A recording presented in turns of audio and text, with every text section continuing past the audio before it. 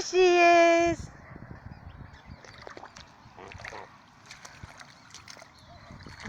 What are you doing?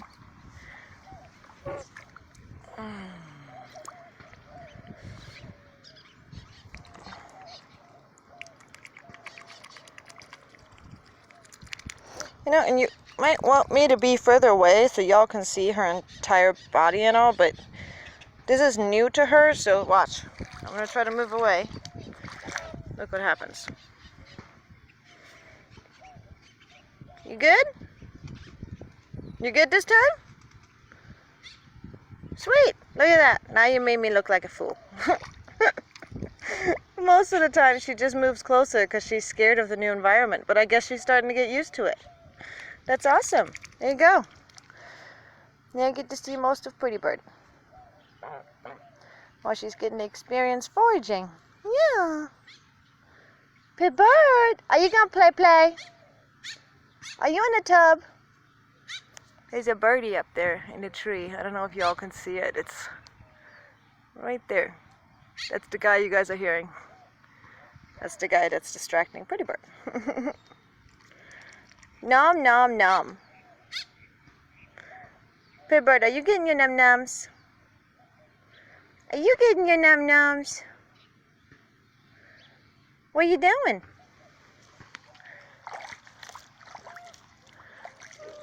What? That's mama baby sounds.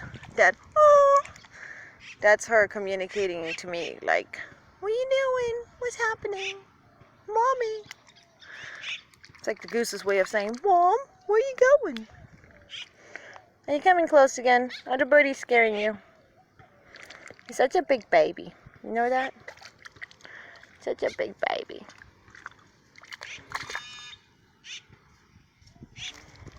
Beautiful girl. I hope you guys are enjoying this as much as I am, because I'm like loving this.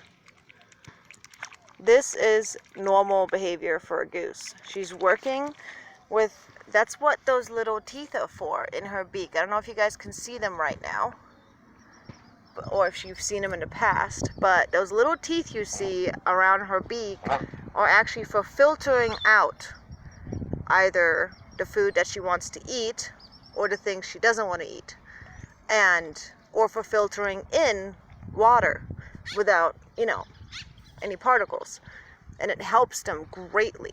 And then they actually have spikes on their tongue, which you can look that up on Google or any other search engine. I'm not trying to advertise for them or anything, but you can look that up and you can see that their tongues actually also have spikes along the sides, and they're not very solid or anything, but they're pretty rough.